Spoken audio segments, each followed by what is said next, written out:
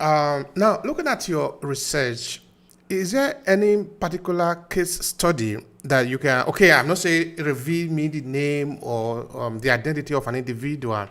Is there any particular case study that sort of remain in your head because of maybe because of how the case go, because of, I don't know, that you can share with us to sort of help to educate more people? Hello and welcome to Obehi Podcast.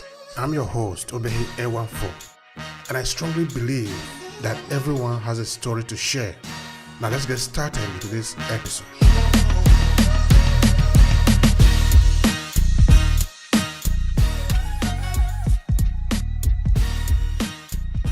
That's interesting. So none of my research has actually involved victims or survivors. So my research has all been with parents or with, like I was saying, with offspring.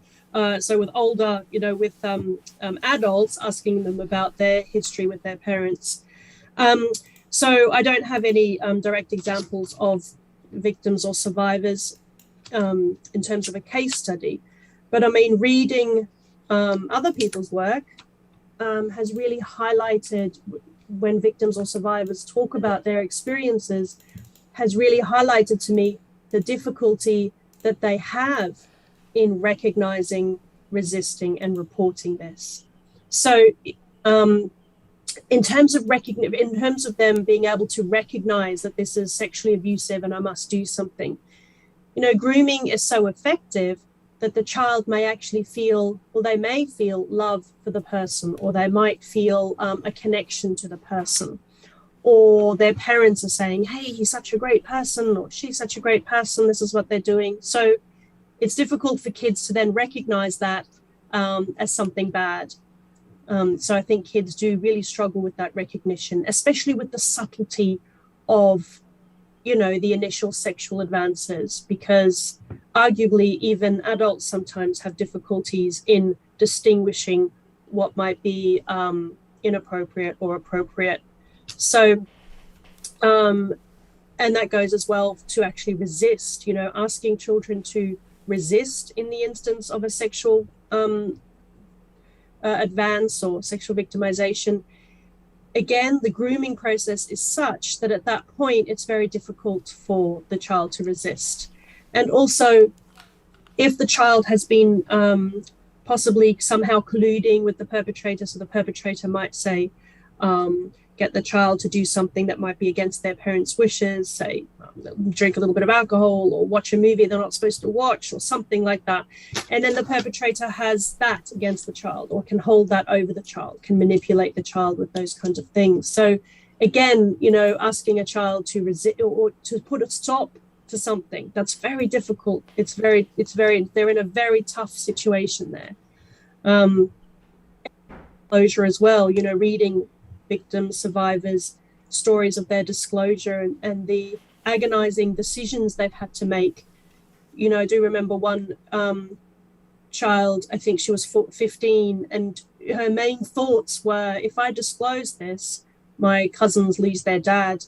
And that's a big weight. That's a big weight for a young person to have on their shoulders, that if they disclose, some person loses their father or their mother, or relationships break down. And so that was a long answer to your question, but basically I think my reading of survivor and victims' testimony has really highlighted to me how difficult it is to recognize, resist, and report these things, just as it would be for we know it is for adults who have been who've had experiences of sexual assault. Or that's the kind of long answer to your question. It's okay. That's perfect. All right. Now, I don't remember asking this question before. If I had, then I've forgotten it. What exactly is the problem that you're trying to resolve with this research?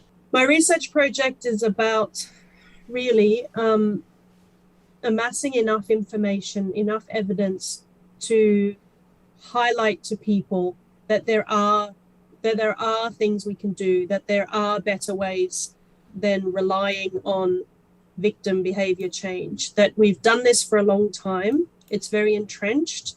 We think it's the only way forward, or we've been using it for so long that we kind of stopped wondering if it was actually working or not. And I'm hoping that my research will make people think that there is a different way, and that maybe the way that we've been doing things has not been the best way to do things. So that would be my summary of my research, that I'm trying to amass evidence to suggest that there are better ways to involve parents, and there are ways that we can change adult behavior rather than child behavior in this area, because victim behavior change, in this case child behavior change, is not expected in any other area of victimization or abuse, not with physical abuse or bullying or sexual assault or rape. We don't ever expect the victim to defend themselves, rather than focusing on why is this happening and how can we stop it from happening. So that would be my hope.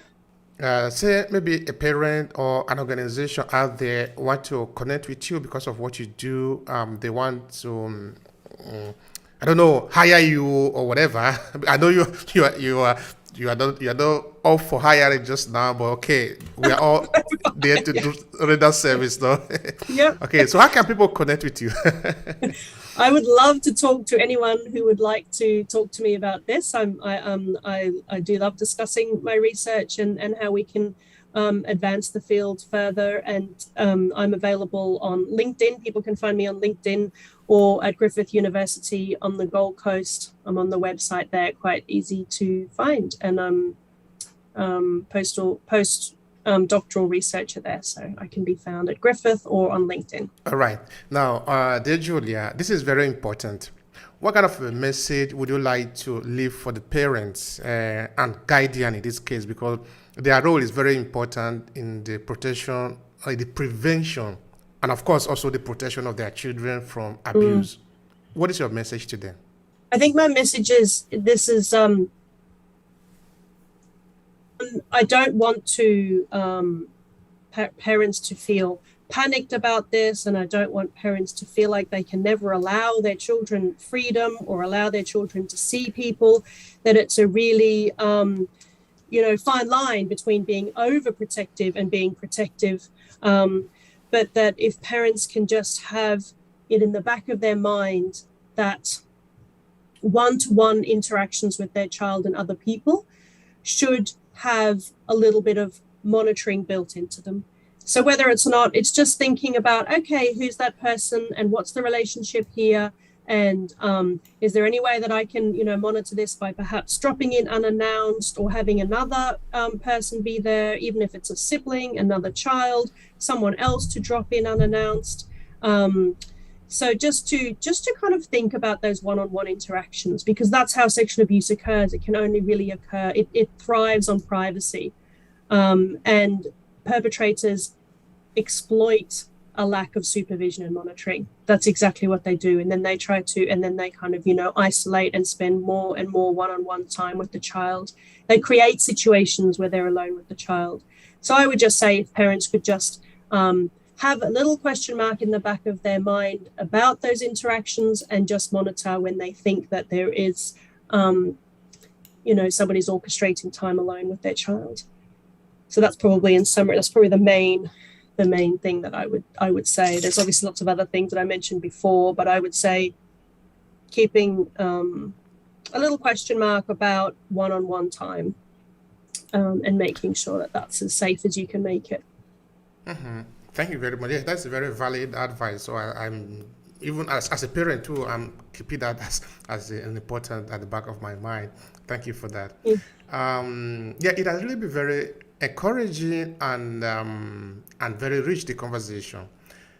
To conclude it, is there anything else you wanted to say? Maybe I didn't ask you, because it's not possible to enter into your head and know everything you can say. This is the last statement from you. If there's anything you wanted to add that I didn't ask you, or just to conclude it, please go ahead and do that. Oh, great. Thank you. Well, no, I think your questions have covered pretty much everything. I think I've really been able to get across my ideas and my research. So I really thank you for the opportunity to do that.